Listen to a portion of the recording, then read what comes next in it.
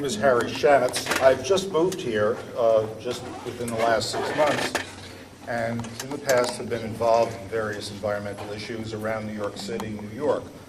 I would ask commissioners and hearing officers to take a hard look at this. You can see the interest in the community and basically the fear in people's eyes and their hearts. This is a wonderful community, culturally rich, a love of the outdoors, and this facility is wholly inappropriate for this location. I would also hope that you would take blinders off, because by asking everyone to come in and say, I'm only going to look at water, clearly you know the Ohio Valley pumps up air, acid rain falls on the lakes in New England, they're all acidic, fish are dead, various species of trees have died. The same thing here. You're going to have a settlement pond. If that is not lined, it's going to leach into the ground, or it's going to be flushed out. It's going to wreck the water course. You have landfills that have to be closed. They have to be lined.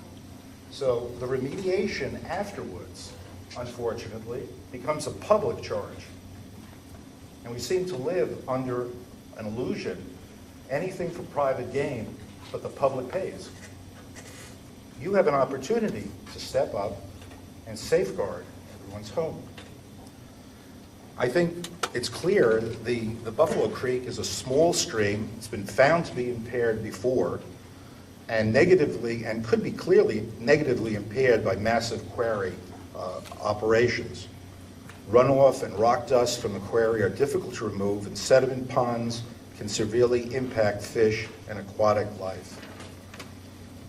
I think it's interesting, we had a drought last year, and certainly water is the foundation of life.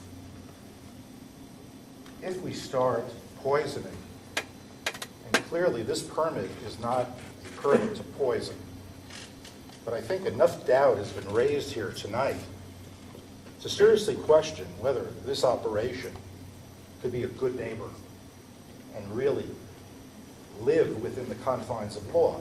I've heard people mention that anytime you issue a permit or a license, you look to the fitness of the license holder and the permit holder. Look at their history. Would I give a gun to a crazed man? The city has a bidding list, and if people haven't qualified because of various behavior in the past, they don't qualify because they're unfit. I think it's important to look at the track record of the applicant here in other places and see whether the assertions made in their application hold weight. The track record tells you something. The past tells you what the future will be. I think the empirical testimony that was given today was profound and troubling.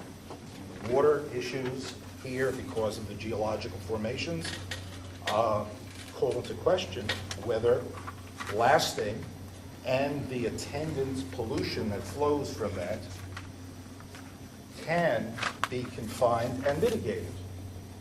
So I think in sum total, I think clearly you have enough here, just hearing the concerns, to have serious doubts about what is going on here.